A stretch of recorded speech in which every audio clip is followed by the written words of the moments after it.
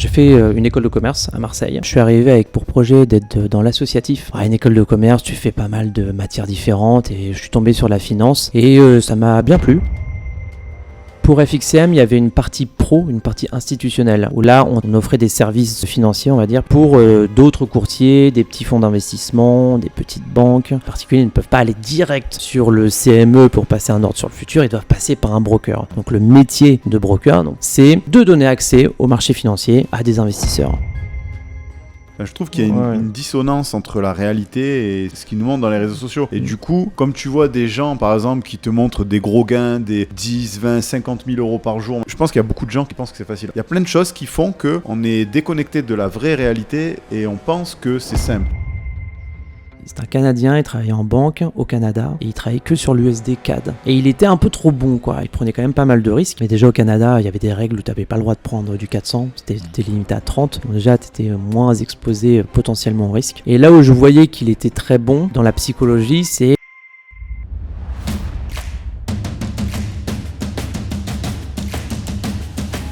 Bonjour à tous, merci de nous retrouver pour un nouvel épisode des Insiders. Aujourd'hui, on a le plaisir et l'honneur de recevoir Raphaël Leblond. Raphaël nous a gentiment proposé de participer. Il a beaucoup de choses à nous raconter. Et je pense qu'on va commencer par le présenter. Et puis, j'ai plein de questions pour toi qui vont vraiment pas tarder à arriver. Donc Raphaël, est-ce que tu peux nous dire un petit peu qui tu es et puis savoir un petit peu ce que tu fais dans la finance, quel est ton métier et où est-ce que tu déjà commencer par le début, comment t'es arrivé jusqu'ici? Tout début. Alors il y a mon père, ma mère, ils se sont rencontrés, ils ont fait moi. Donc oui, merci messieurs de m'inviter, c'est gentil. Donc je suis Raphaël Leblond, je bosse pour un courtier qui s'appelle WH Self Invest. Donc je représente en gros la France, la succursale française de ce groupe qui est luxembourgeois. Moi, ça fait à peu près 10 ans que je travaille chez les courtiers. J'en ai fait 3, là c'est le 3e. Donc surtout sur la place de Paris. Donc ça fait... j'ai commencé, j'ai fait que ce métier, on va dire que j'ai fait que ce métier, le métier de courtier, sorti de mes études, j'ai fait un stage de fin d'études chez un courtier qui s'appelle FXCM et j'ai été embauché, j'ai bossé pendant 10 ans avec eux, où je suis monté, on va dire, dans la hiérarchie au sein de la même société, et puis après, au bout de 10 ans, j'ai été débauché pour faire un autre projet et ouvrir la succursale d'un broker allemand, qui s'appelle FXFlat. Donc je les ai aidés à ouvrir cette succursale et puis ensuite j'ai été pris il y a 1 an et demi par Self Invest qui cherchait un nouveau directeur. D'accord. Voilà. Et comment est-ce que tu arrives jusqu'à la bourse? Est-ce que quand tu es sorti de tes études, tu voulais tout de suite rentrer dans la bourse ou c'est un hasard, c'est une offre d'emploi ou tu passais déjà des ordres, ça t'intéressait déjà? Alors j'ai fait une école de commerce à Marseille. Je suis arrivé avec pour projet d'être dans l'associatif, ce qui n'avait bien rien à voir. Tout à fait. Et en fait, à une école de commerce, tu fais pas mal de matières différentes et je suis tombé sur la finance et ça m'a bien plu.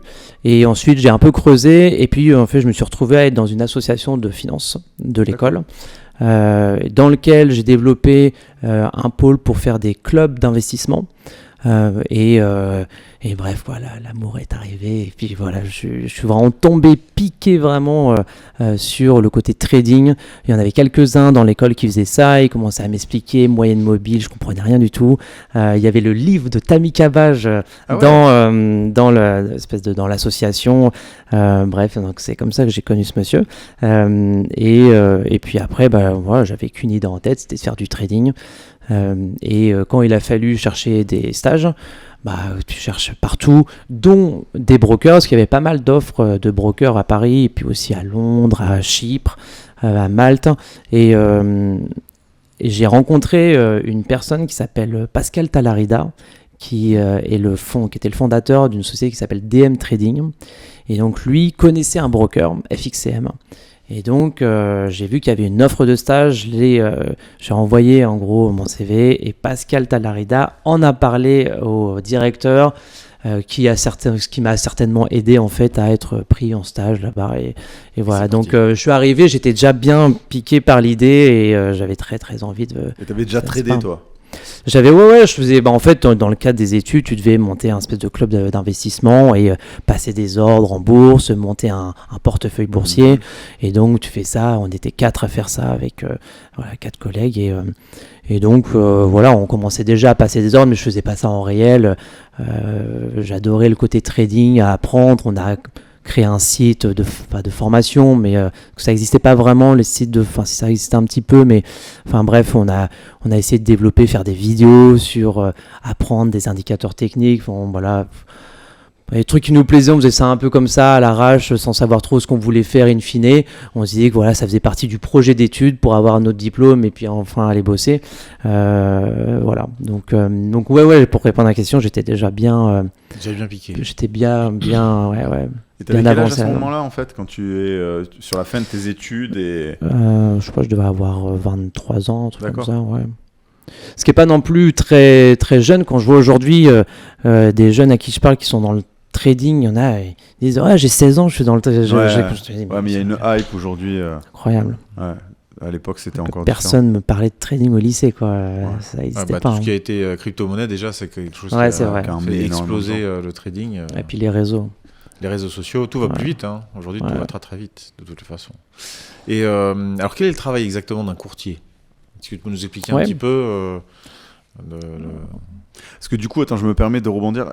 Chez les courtiers aujourd'hui, toi, tu travailles plus du côté institutionnel ou du côté avec des particuliers, tes clients? Enfin, aujourd'hui ou même dans le passé, tes anciens patrons chez qui tu bossais, FXCM ou FXFlat, c'était plus institutionnel ou plus avec des particuliers? Alors, ou les deux? C'était surtout des particuliers. Ouais. Pour FXCM, il y avait une partie pro, une partie institutionnelle, où là, on travaillait avec, on offrait des services de courtage, enfin des services financiers, on va dire plutôt, pour d'autres courtiers, des petits fonds d'investissement, des petites banques, pour, par exemple, je sais pas, tu avais un broker qui s'appelle, on va dire, eToro. eToro, il avait de plus en plus de clients et il devait couvrir son risque sur les marchés. Soit il le faisait via des fournisseurs de prix, soit il le faisait via des brokers comme FXCM qui lui proposaient de donner la cotation sur de l'euro-dollar par exemple pour couvrir le risque d'eToro sur les marchés. Lui il pouvait le faire directement par FXCM sans passer par ce qu'on appelle un prime broker, ou pour travailler avec un prime broker, pardon, je vais peut-être rentrer dans le technique, mais c'est bien, ça, pour travailler avec un prime broker, il fallait que tu aies que tu aies un certain poids sur le marché. eToro aujourd'hui, ils l'ont ce poids, mais il y a 10 ans, ils ne l'avaient peut-être pas. Et donc, il fallait passer par des solutions de prime of prime.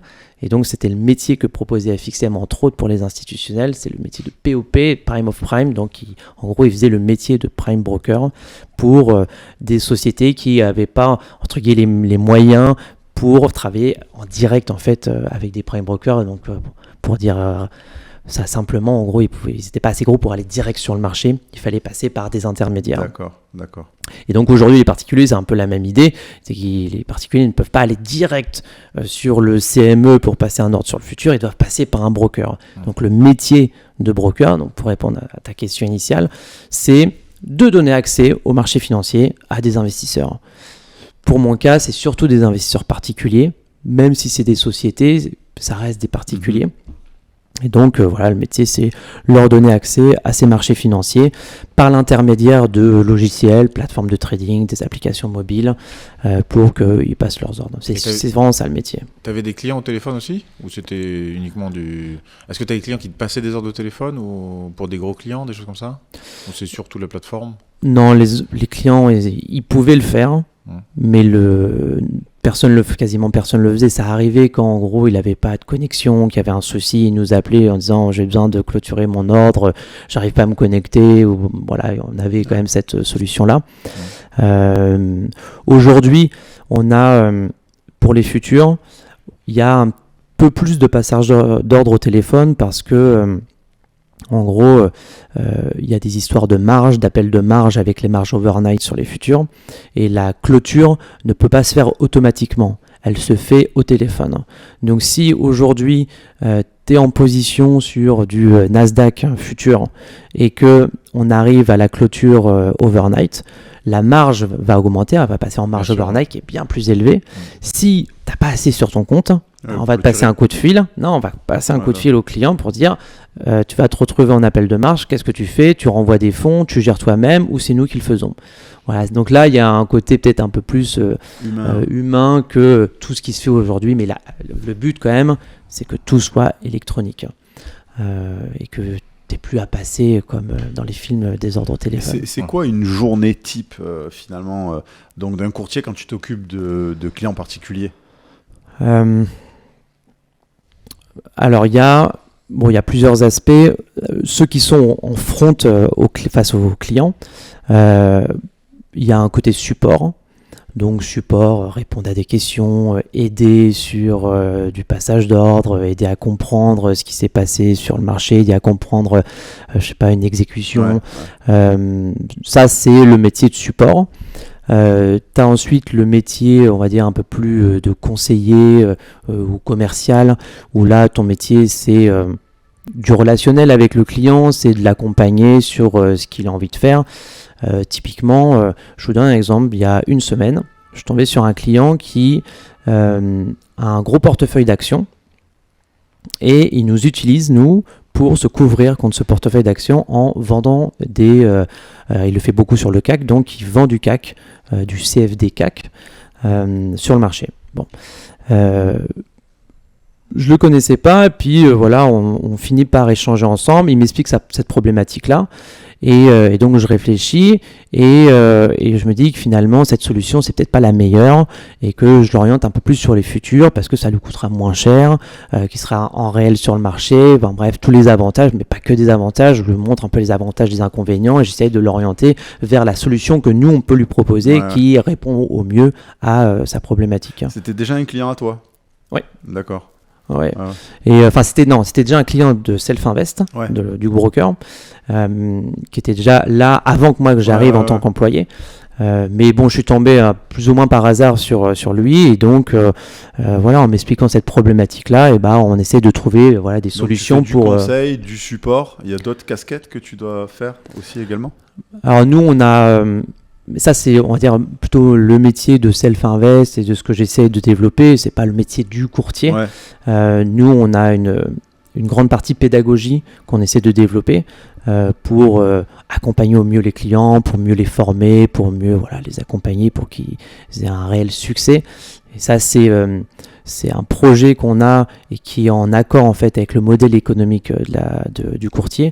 Notre but, c'est qu'on ait des investisseurs qui réussissent le plus, qui gagnent le plus, parce que ça va avec notre modèle économique. Je ne sais pas si on en parlera, mais c'est assez rare en fait dans ce secteur d'avoir ce modèle économique. Et donc, on développe plein de choses avec vous.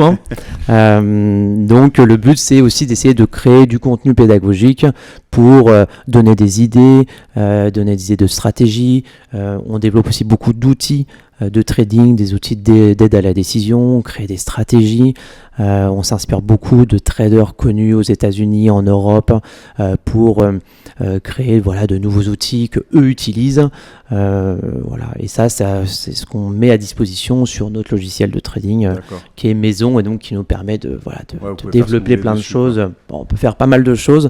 Il y a pas mal d'aide à la décision et d'idées d'investissement de la part de... Non, il y a plein d'idées. Vous savez, vous avez vos propres idées, mais il y en a des centaines d'autres. Donc, pas de limite, nous, on n'est pas là...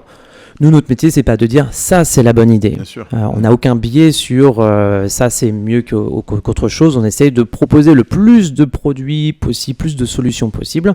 Donc, nous, on a un peu un métier presque plus facile parce que on regarde ce qui se fait, ce qui a du succès, et puis on voit si c'est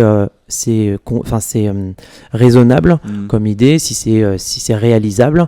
Et puis, si ça l'est, nous, on est très content de le développer informatiquement et de proposer clé en main cette solution-là sur le marché. Donc là récemment, il y a je sais pas si peut-être que vous connaissez, il y a un trader début du 20e qui s'appelle Jesse Livermore. Bon, lui, il a développé des stratégies, il est très connu, et parmi ces stratégies, il avait une figure chartiste, des patterns sur le marché qu'il repérait. Il utilisait beaucoup ça pour investir.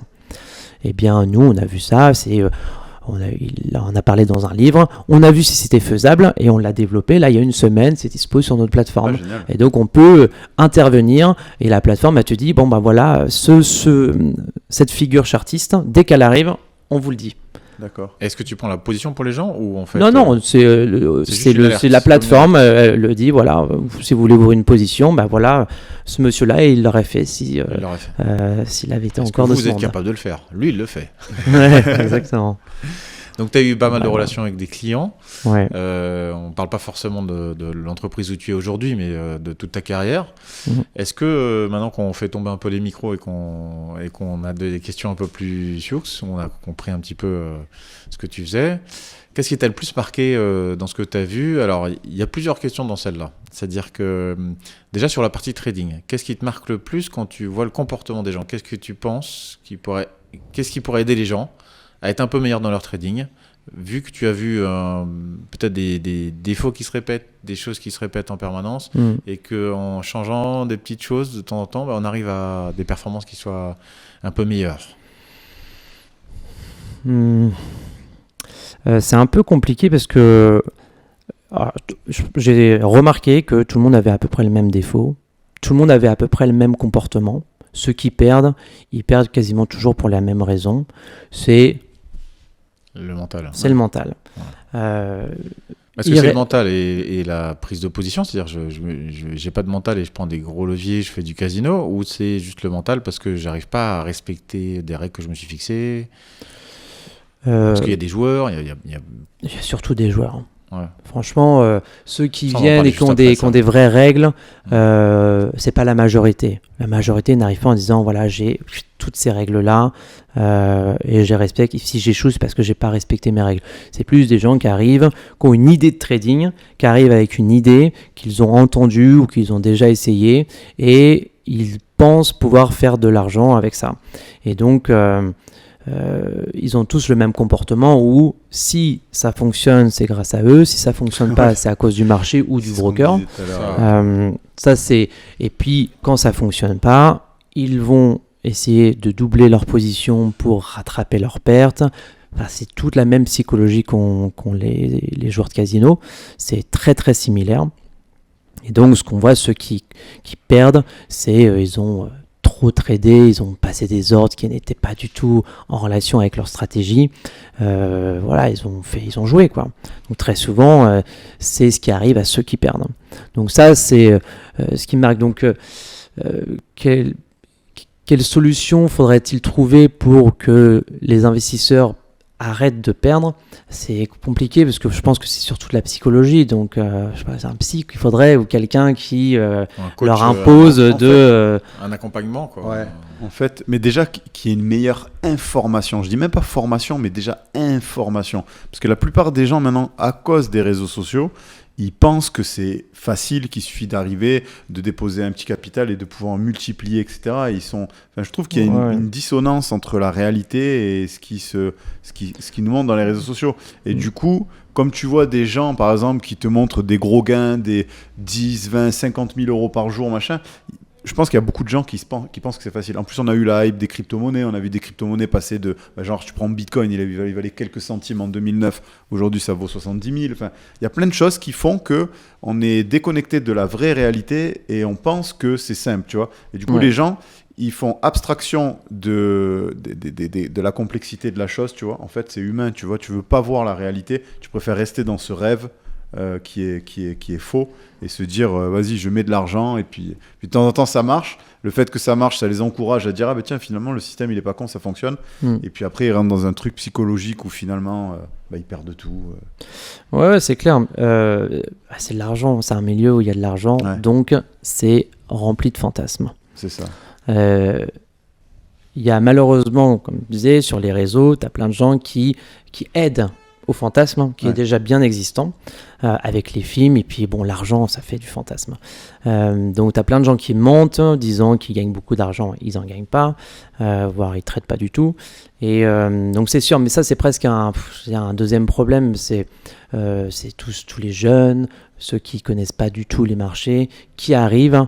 Et c'est un monde où, c'est vrai, quand tu t'intéresses, tu tapes trading, tu tombes sur les premières vidéos, les premiers sites. Généralement, c'est les professionnels de Google ou des mots-clés. Et donc, tu vas tomber sur des gens qui ne sont pas traders, mais professionnels du marketing. Et donc, ils vont te donner un message, te véhiculer un message qui fait plaisir et qui donc t'emmène vers une espèce de rêve qui est complètement éloigné de la réalité.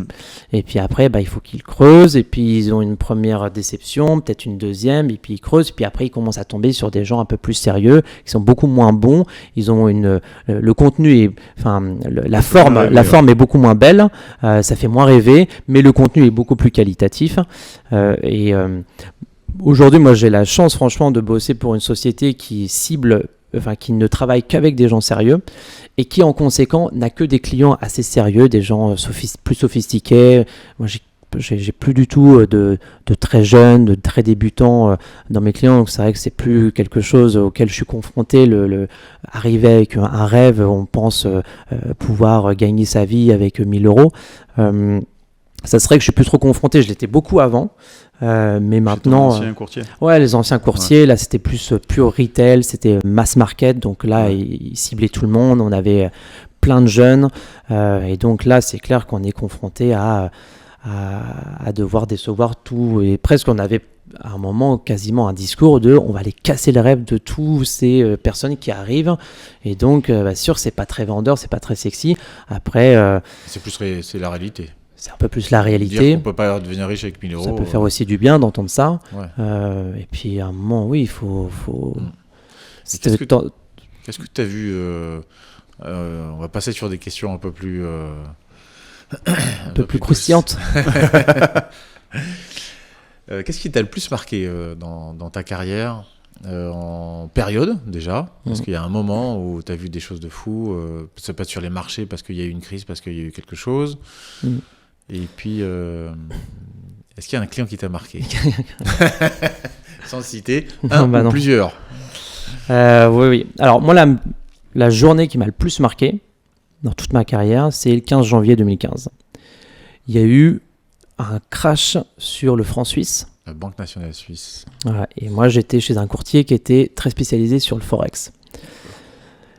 Et ce qui est arriva. Donc c'était surtout sur l'euro franc suisse, c'était sur le franc suisse, mais bon, c'était surtout l'euro franc suisse qui était impacté. Il a fait un gap en pleine journée de 20%. Donc on était à 1,20, on s'est retrouvé à 1, même un peu plus bas. Et à l'époque...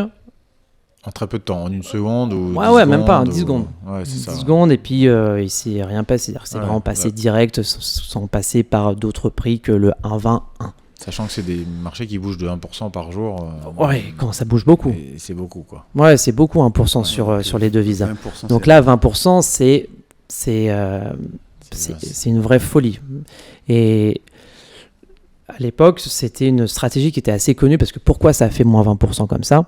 C'est parce que la Banque nationale suisse, elle injectait des liquidités pour que le cours de l'euro franc suisse ne descende jamais en dessous de 1,20. Donc à 1,20, tu voyais le graphique, ça montait, ça baissait, mais ça tapait toujours sur 1,20, et puis ça n'allait quasiment jamais en dessous. Et si ça allait, c'était une demi-seconde, et ça repartait, et ça allait vraiment pas beaucoup plus bas. Donc tout le monde était là, il y a une stratégie qui est trop simple, on achète à 1,20 ou un peu plus, et puis ça ne fera que monter. Et à cette époque, en 2015, il y avait la possibilité d'avoir des gros leviers sur le Forex. Nous, à l'époque, on était à 200 et pour certains clients à 400. Et donc, celui qui y croyait vraiment, il mettait la maison, quoi. Il mettait la maison. Enfin, il mettait surtout la maison du broker, parce qu'avec le levier, c'était pas son capital qu'il mettait. Il mettait sa marge, en gros, il mettait, 10 000, et puis il mettait 500 000 sur le marché. 500 000, c'est l'argent du courtier. Et donc, quand on fait moins 20% d'un coup, lui, il perd moins 20% de 500 000. Donc, il perd 100 000. Ils ont que 10. Mais il a que 10 000. Donc, il y a 90 000 en négatif. Tu comprends ? C'est chaud. Et là, il n'y a pas de stop qui fonctionne parce que ça fonctionne, mais ça fonctionne et tu prends un slippage. Donc, tu es exécuté sur ton stop, mais là où il y a une contrepartie, à moins 20%. À la cave. T'es exécuté à la cave. Et donc, lui, il est à moins 90 000. Il se passe quoi ? Soit c'est à lui de payer, soit le courtier dit bon, on paye. On prend la trésor et puis cadeau 90 000 pour le remettre à zéro. Et c'est ce qui s'est passé. Et donc, ce monsieur-là en question, qui a mis 10 000 et qui a mis 500 000 sur le marché, qui se retrouve à moins 90, eh bien, tu cumules avec tous les clients du monde. C'est ça. Enfin, tous les clients qu'on avait dans le monde. Et donc, tu te retrouves avec une ardoise à 300 millions. Waouh. Et ça, tu réalises ce résultat le lendemain. Donc, tu passes ta journée à ne pas comprendre ce qui se passe. Donc, tu as des clients, tu raccroches, le téléphone sonne, tu raccroches, tu faisais ça 10 fois de suite, ça sonnait toujours. Tu avais tellement de clients qui appelaient en disant « Je comprends pas, j'arrive pas à clôturer ma position, je comprends pas, je suis à moins 300 000 sur mon compte, comment c'est possible ?» Et toi, tu sais même pas que c'est possible qu'un compte se retrouve en négatif à ce moment-là. Tu comprends même pas ce qui se passe sur le marché. Et en fait, ça fait moins 20% parce que la Banque nationale suisse a dit « Bon, j'arrête, on arrête ».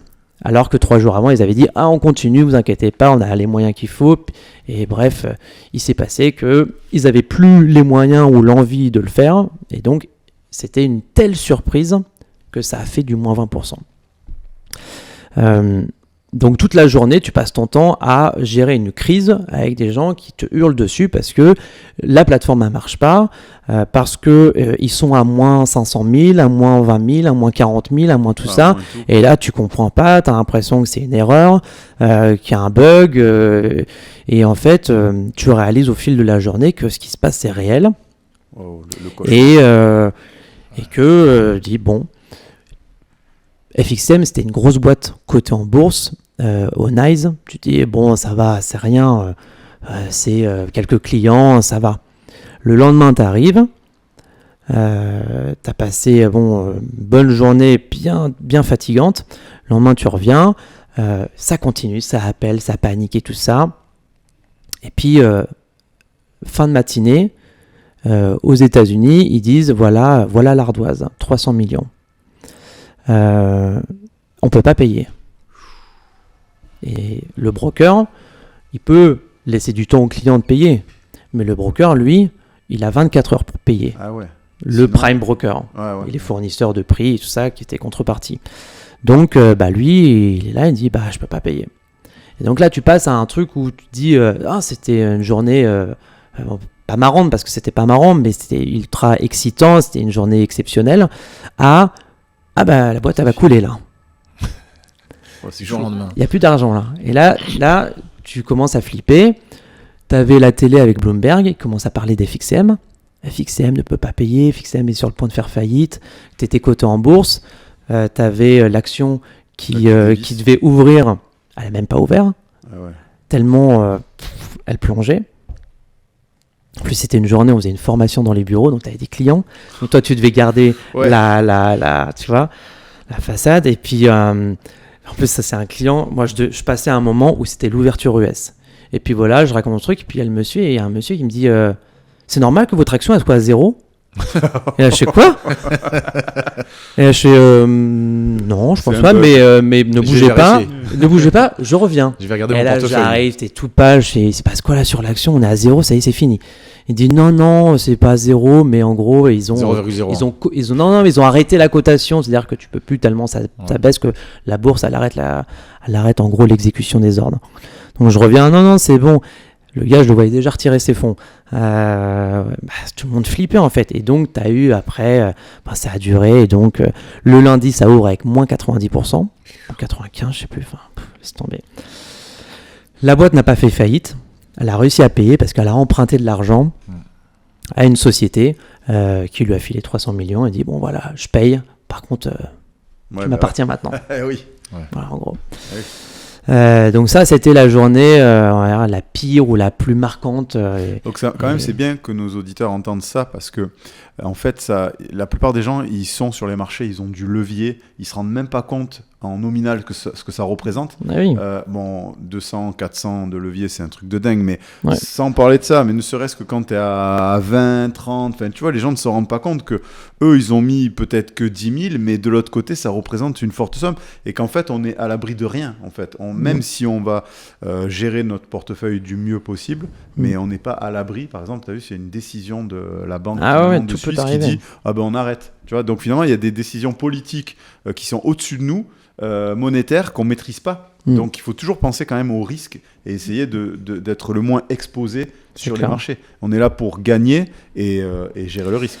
Ah, puis c'est du vrai argent que tu mets sur le marché, c'est pas du virtuel, c'est du réel. Donc c'est du jeu, mais et t'en as plein, ils pensent déjà que ils achètent, ils mettent un montant, ils voient la marge, ils disent c'est ça ce que j'investis. J'ai investi 1 000 €, ça va. Non, t'as investi 100 000. C'est ça. Et ton exposition, elle est de 100 000 sur le marché. Ici, il se passe quoi que ce soit, c'est 100 000 sur lequel tu es exposé. Donc, ça, c'est la première chose où ils ont pas toujours, c'est pas toujours facile à expliquer ou en tout cas à faire comprendre que là, il y a de l'argent, il y a du vrai argent qui est sur le marché. C'est pas du virtuel, c'est vraiment, c'est réel le marché qui est sur le marché. C'est l'argent qui est sur le marché. Et puis, l'autre point, c'est il n'y a rien qui est simple. C'est pas, je veux dire, penser qu'on va acheter, c'est à 1,20 et que ça va jamais bouger. Ça, c'était trop beau, en fait, pour être vrai. Il y a plein d'autres choses où c'est trop beau pour être vrai. Enfin, quand c'est trop beau pour être vrai, c'est que... c'est qu'il y a un truc qui va pas. C'est pas qu'il y a un truc, faut pas... Mais bon, il n'y a rien qui est trop facile. Ça n'existe pas, en tout cas, la stratégie trop simple qui marche à tous les coups, la technique qui marche à tous les coups, il n'y a rien, c'est du boulot et il y a des outils qui aident, mais après, c'est surtout toi qui fais en sorte que ça réussisse, mais il n'y a rien. C'est aussi ça le problème, il y a plein de gens qui arrivent en pensant que c'est simple, parce qu'on leur répète à longueur de journée sur les réseaux ou sur quoi que, tu vas voir, c'est simple, il faut juste mettre la moyenne mobile, et puis dès que ça croise, t'achètes, ensuite ça fait ça, tu vends. Voilà. Et non, c'est ce qu'on t'expliquait hier dans le séminaire qu'on faisait chez Self-Invest, tu as un support et une résistance, c'est simple, tu vends sur le résistance, tu achètes sur le support, et puis voilà, le trading c'est simple, quoi. Et hélas, non, il n'y a vraiment rien qui est simple. Non, ça marche pas comme ça. Donc ça, c'est l'événement qui a le plus marqué. Ouais, je dirais que c'est ça. Et après, des clients, non, j'ai pas un, enfin... Ouais, il y a un client, quand il passait un ordre, il faisait bugger la plateforme de tous les clients dans le monde entier. Non. Parce qu'il passait des ordres de, je crois que c'était 500 millions. Un client en particulier ? Ouais, un particulier. Et 500 millions d'engagement, du coup, donc il a un très gros levier. Donc il prenait un gros levier. Il mettait 10 millions. Il avait un peu plus de 10 millions, ouais. En gros, c'est un gars qui est arrivé avec 1 million. C'est pas tout le monde qui arrive avec 1 million de dépôt. Tu m'en avais parlé, je crois. Ouais. Et il était monté, il avait tradé sur l'euro-dollar, il prenait du levier, et puis quelques mois plus tard, il se retrouve à 130 millions. 130 millions de bénéfices. Ouais. Donc il a 130 millions sur le compte, il continue de trader. Puis là, il passait des ordres qui étaient toujours proportionnels à la taille du compte. Donc il se retrouvait avec des sommes, 500 millions, et à tel point qu'au bout d'un moment, tellement les ordres étaient importants, c'était digne d'ordre d'institutionnel. Ah bah oui. Là, donc, pour la forme, elle n'a pas la capacité à passer un ordre aussi gros pour un seul client. Il passait ces montants-là, mais pour plein de clients, donc c'était dilué. Là, c'était un client, donc t'imagines. Mais du coup, quand il rentrait ses ordres, il rentrait avec combien de quantité pour il rentrait market, la totale. Disait, ouais, mais quasiment, market, 5000 lots. Ah oui. Enfin, tu vois, et donc il était exécuté sur, je sais pas, une trentaine de prix. Ah oui, mais comme un bon encore. Parce qu'il faisait au marché, donc GTC, Good Till Cancel, donc tu exécutais au meilleur prix, donc tu prenais la liquidité de ce prix-là, de la deuxième ligne, la troisième couche de liquidité et tout ça, et tu voyais son compte, il était exécuté, tu te dis, il a plein d'ordres. En fait, non, c'est un ordre qui a été exécuté sur plein de lignes. Et donc ça durait bien, 30 secondes pour exécuter tout ça. Bah ouais. Et donc pendant 30 secondes, moi j'avais ma plateforme démo, elle buguait, elle bougeait plus. J'ai mis, il se passe quoi ? Et c'est un jour, il y a un gars de Londres qui est venu en disant, tu sais, ce mec-là, c'est lui qui nous faisait bugger toutes les plateformes parce qu'il passait des ordres de fou. Il s'est retrouvé, alors il a eu l'intelligence de retirer 30 millions. Ouais. Sur les 130. Sur les 130. Moi, j'en ai retiré 100 sur les 30.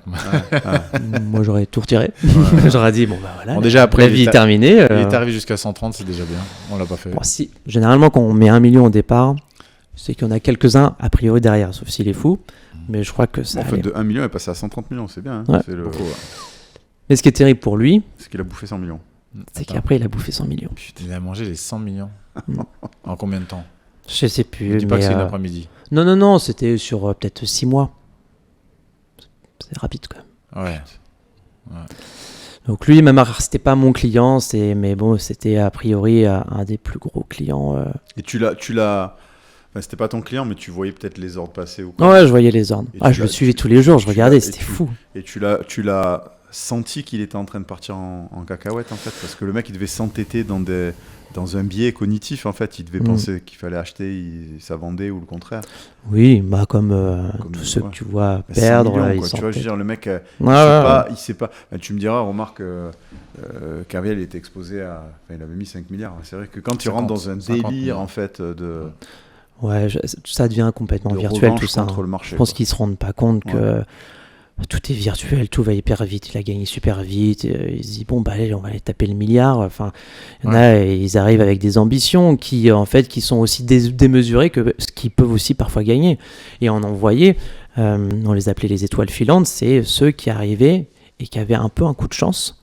C'est-à-dire qu'ils passaient, je me rappelle, il y en a un, il arrivait avec, c'était moins impressionnant maintenant quand je vais vous donner ça, mais quand même, il arrive avec 1000 ou 2000, il se retrouve avec 90 000. Wow. Mais en très peu de temps. Et on se dit, lui, 100%, il perd tout bientôt. Parce que ces étoiles filantes, là, ils arrivent, ils ont un coup de chance, le marché est avec eux, ils arrivent, ils prennent palier, ils prennent gros levier, tu te retrouves avec 90 000. Mais ils ont fait n'importe quoi pour arriver là. Donc en faisant n'importe quoi, on se retrouve à zéro. Donc eux, ils arrivaient toujours, ils avaient une espèce d'espoir, ce qui était terrible pour eux parce que ils pensaient qu'ils étaient bons.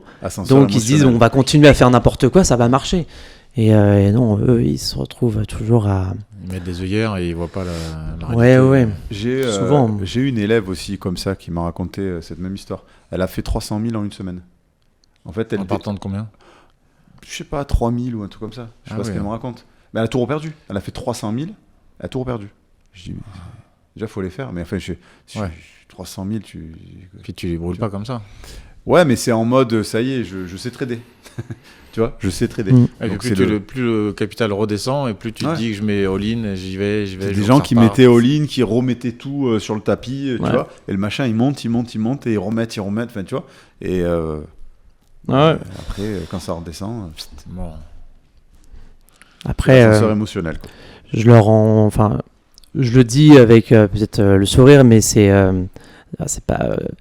Je comprends aussi. Je veux dire, ça te met dans des situations où tu perds pied. Et franchement, c'est normal. Je veux dire, les gens sont pas fous. Tu te retrouves à gagner des sommes énormes en faisant quasiment rien, en faisant un peu au hasard. Tu te dis, mais je peux comprendre qu'on perde pied un petit peu à un moment et qu'on s'entête ou qu'on devienne un peu fou et qu'on a l'impression d'avoir compris. Et puis tu te retrouves en fait en dessous de tout après. Et puis tu t'entêtes, tu as l'impression d'avoir compris. Et puis en fait tous les jours tu as l'impression d'avoir compris. Et il y a des gens, je les avais pas tous les jours mais presque. Et je leur disais non mais là parce qu'ils commençaient à perdre beaucoup. Enfin moi je trouvais que c'était beaucoup. Je les appelais, ils me disaient « Non, attends, j'ai compris. Non, mais t'inquiète, c'est bon, j'ai compris. Mais vraiment, j'ai compris, c'est bon. » Tu fais « T'as compris quoi ?» Elle fait « Non, mais j'ai compris. Non, mais là, parce que j'ai fait n'importe quoi, j'ai déconné. Non, mais là, c'est bon, j'ai compris. » Et tu voyais s'entêter. Et même, je leur disais « Franchement, je pense que le trading, c'est pas fait pour toi. Même si t'adores ça et tout ça. » Tu vois des gens parfois perdre des sommes. Bon, je dis toujours, il y en a qui gagnent, il y en a beaucoup qui gagnent, mais tu vois, c'est vrai que c'est plus marquant les pertes. Et nous, en tant que. Tu vois plus les pertes que les gains, à mon avis, non ? Tu le vois, plus. En tout cas, ça te marque un petit peu plus. Et tu vois, tu sens, même en plus, parfois avec l'expérience, tu vois à l'avance, tu sais à l'avance qu'il va perdre. Ouais.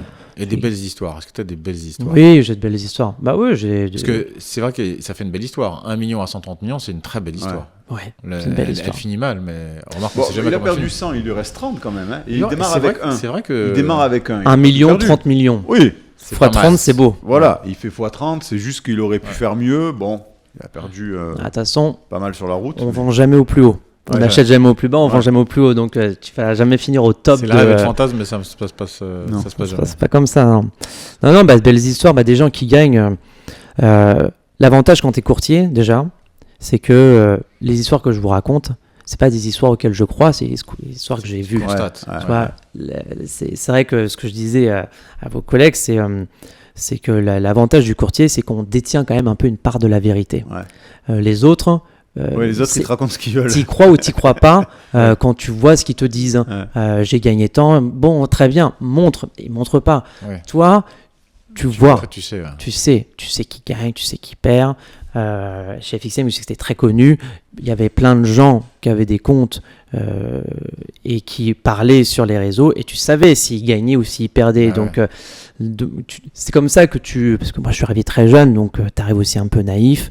Et c'est là où tu comprends la réalité, où tu dis ok, donc lui il dit qu'il a gagné tant, je crois pas. Enfin moi je le vois pas.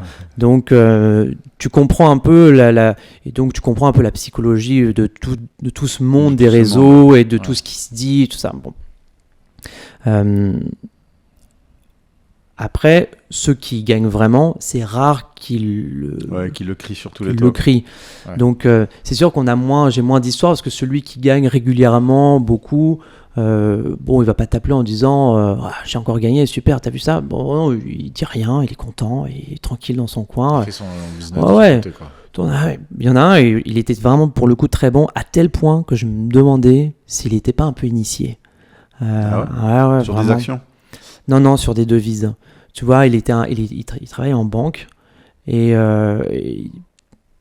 c'est un Canadien, il travaillait en banque au Canada, et il travaillait que sur l'USD CAD. Et il était un peu trop bon, quoi. Il gagnait un peu trop, très souvent. Donc lui, c'était pareil, c'était un peu le même profil, genre assez riche, qui commence aussi avec 1 million. Il n'est pas passé à 100 millions, mais lui, c'était beaucoup plus long. Et il gagnait quand même quelques millions. Il arrivait quand même à doubler, tripler, il se retrouvait avec 5, 6, 10, 20 millions. Tu dis, putain, le mec, il est bon. Et c'est beaucoup plus... Il prenait quand même pas mal de risques. Mais déjà, au Canada, il y avait des règles où tu n'avais pas le droit de prendre du 400. C'était limité à 30. Donc déjà, tu étais moins exposé potentiellement au risque. Et lui, j'ai vu... il faisait du swing. Il tenait ses positions, il n'avait pas peur de perdre. Et là où je voyais qu'il était très bon, dans la psychologie, je le voyais, il était à plus genre 1,5 million. Je me dis, mais pourquoi il coupe pas, quoi? Pourquoi il garde et tout ça? Et il gardait, et puis 3 millions. Je me dis, mais pourquoi il coupe pas? Et puis il tient. Et puis il arrivait il coupait quand même, évidemment jamais au plus haut, mais pas avec soit 20, 30, 50, 80% de retracement par rapport à ce qu'il avait gagné le plus. Là, c'était vraiment... il arrivait il avait une vraie psychologie. Et à l'inverse, il arrivait à tenir des positions en perte pendant un certain temps. Mais il coupait pas... il n'avait pas de stop. Alors évidemment, toi, tu vois ça, tu vas pas dire pour gagner, il faut pas trader avec des stops. Enfin, tu vois, il faut y aller. Mine de rien, ce que tu vois, c'est que les mecs, ils ont pas de stop quand ils gagnent beaucoup. Alors, ça veut. Mais c'est sur du swing aussi. Mais c'est sur du swing, et puis ils ont un stop tête mental. C'est pas pareil sur du swing. Oui, complètement. Non, c'est vrai que c'est pas pareil. De toute façon, c'est pas du tout le message que je veux partager. Mettez pas de stop, on est tranquille, vous inquiétez pas, on piège. Pas que ce soit la petite vidéo 5 secondes. Non, mais c'est vrai ne mettez pas de stop, ils gagnent que comme ça. Ça va dépendre vraiment de ton style de trading. Si scalping, day trading, swing trading, investissement, le stop il est pas le même en fait. Au plus l'horizon de temps est court, au plus le stop est court, au plus l'horizon de temps est long, et au moins tu vas peut-être même ne pas avoir de stop. Investissement, tu mets pas de stop, tu achètes une action, tu mets pas de stop. Oui, c'est vrai. Après, investi. Ça dépend aussi de la proportion de ton portefeuille. Il y en a qui mettent 100% de leur portefeuille sur un élément, effectivement, il faut faire attention. Et ceux qui mettent pas de stop, mais qui ont 10 lignes, ils mettent pas des stops parce que sur les 10 lignes, il y en a qui sont contrebalancés et qui ont un petit peu de tout, quoi. De toute façon, il vaut mieux diversifier. Oui, bien sûr. Tu achètes, tu mets tout, tu as 1 million, tu le mets sur Facebook. Il vaut mieux mettre ton million. Ton million, il sera volatile, quoi. Ouais, voilà. Tu vas peut-être beaucoup gagner, beaucoup perdre. Il faut avoir le cœur accroché. Non, mais ça, c'est sûr que faut jamais faire ça. Il faut essayer de se diversifier pour passer un message. Oui, tout à fait. C'est ce que j'ai posé comme question. Qu'est-ce que tu pourrais du coup conseiller aux gens Dans le trading, il faut. Quand tu as de l'argent à investir, quand tu as de l'épargne, tu sais pas quoi en faire, et que tu veux l'investir en bourse, ça dépend des montants, mais je pense qu'il ne faut pas mettre tout dans le trading déjà, parce que le trading c'est très risqué. déjà c'est un marché risqué, et puis l'activité, elle est encore plus risquée. Parce que tu as du levier, parce que c'est facile, tu peux, avec ton téléphone, tu peux passer des ordres. Donc, tu es tout de suite exposé à un risque qui est presque beaucoup plus important que le risque du marché. C'est ton risque à toi, psychologique. Donc, surtout, pas mettre tout dans le trading. Il faut essayer de se diversifier un maximum. Il faut faire de l'action, de l'ETF, les trucs un peu basiques. Ça, c'est pour moi quelque chose d'assez important, de se diversifier le plus possible. C'est pas obligatoire de faire de l'action ou de l'ETF, mais je veux dire, il faut, je pense, être diversifié sur des instruments où tu es un peu plus passif. Voire te faire gérer ton argent. Il faut une approche un peu passive et après une approche active où tu fais du trading. Et là tu vas là où ça marche le mieux avec toi. Faut pas aller là où ça marche bien avec lui. Lui, si je vous prends un exemple, toi tu fais du S&P, toi tu fais du Nasdaq, ça marche bien pour l'un comme pour l'autre. Mais celui qui va vouloir vous suivre, vous deux, peut-être c'est pas forcément le S&P ou le Nasdaq qui va lui convenir. Exactement. Le Nasdaq, typiquement, c'est très volatile. Je ne le recommande pas du tout pour quelqu'un qui est par exemple, avant-hier, quelqu'un veut se lancer, il n'a jamais fait de futur. Il veut faire des futurs, il veut se lancer, il a de l'expérience sur les CFD, trading, très bien. Il veut faire des futurs, il veut faire du Nasdaq. Donc moi je dis, si tu commences, le mieux déjà, c'est aller étape par étape. Tu veux mettre 20 000 sur ton compte, peut-être commence avec moins, parce que si jamais tu craques, on ne sait jamais, vu que tu n'as jamais fait ça, si tu craques, c'est mieux de craquer avec 10 000 qu'avec 20 000. Et ensuite, il faut aller se mettre sur des produits moins volatiles. Je l'ai mis un peu sur l'Eurostoxx, qui est beaucoup moins volatile. Je l'ai mis sur le Dow, parce que c'est moins volatile et que tu avais des tailles de contrats qui étaient plus faibles, parce qu'il y a un tel travail au début de psychologie, il faut s'habituer à avoir de l'argent sur le marché qui monte, qui baisse, et ça, pour moi, c'est le boulot, il commence vraiment là. Le boulot, il commence pas à la démo, c'est pour utiliser une plateforme et comprendre comment passer un ordre, mais celui qui se met en démo et il traite comme si il était en réel, pour moi, il a de l'expérience que j'ai, il a complètement tort, parce qu'il va se retrouver en réel. Il va devoir recommencer à zéro, il le verra lui-même. Je le dis parce que je l'ai vu avec plein de gens qui sont mis à faire de la démo pendant 2 ans, ils se sont retrouvés en réel, ils ont perdu tout au bout de 2 semaines, parce que le changement est trop important, ça n'a rien à voir. Les ordres ne se passent pas vraiment de la même manière, on ne passe pas les mêmes ordres, bref. Donc il faut commencer tout doux, avec des petites tailles de position pour s'habituer à ce que c'est d'avoir du trading réel. Et petit à petit, il pourra utiliser un instrument qui sera plus adapté, des tailles de position qui seront plus adaptées, mais pas aller tout de suite dans le dur. Il faut y aller vraiment étape par étape. Et il y en a trop, je trouve, qui se lancent et ils veulent tout de suite aller sur le Nasdaq, ils sont à $20 le point sur le futur. Et puis, c'est sûr, si tu n'es pas habitué, ça fait tout drôle en fait d'être à $20 le point quand tu as le Nasdaq qui peut te faire du 200 points dans la journée et puis tu reviens, tu n'as pas vu, tu es dans le mauvais sens. Et ça peut faire vraiment très drôle. Donc il faut vraiment y aller, pour moi, tout doucement avant de se lancer dans quelque chose de vraiment concret par rapport au projet que tu avais abouti. Et puis surtout, essayer de tester à droite à gauche, pas forcément recopier ce qui est fait, essayer de se connaître soi-même et d'arriver à trouver le produit qui sera peut-être pas le plus sexy, mais le plus adapté. Souvent, avant, je conseillais beaucoup le CAC 40 parce que c'était moins volatile, mais c'est moins sexy que le DAX. Tout le monde veut trader le DAX. Fais du CAC, tu verras. Le but, c'est pas de trouver le truc qui t'excite le plus. Faut surtout, faut toujours penser où est-ce que tu gagnes le plus, où est-ce que tu perds le moins. Il faut aller là, même si ça te paraît moins sympa, moins excitant. Le but, c'est pas d'être excité. Fais autre chose, saute dans le vide, tu verras, sympa. Là, tu parles d'argent. Le but, c'est quand même que tu arrives, tu gagnes de l'argent, pas que tu aies tel outil, que tu aies cet environnement-là. Le but, c'est que tu gagnes de l'argent. Donc choisis, puis reste ouvert, te ferme pas et reste ouvert sur là où tu pourrais faire le plus d'argent possible. Ça marche. Ok. Donc, voilà. Et merci beaucoup, Raphaël, pour être venu, merci, pour avoir répondu positivement à notre invitation. Et puis, on se retrouvera très bientôt. Je pense qu'on a pas mal de choses à se raconter. Projets en commun. Oui, bien sûr. Donc, merci pour tout. Non, c'est moi. Merci beaucoup. Merci Nicolas Basse. À la prochaine. Avec plaisir. Bientôt.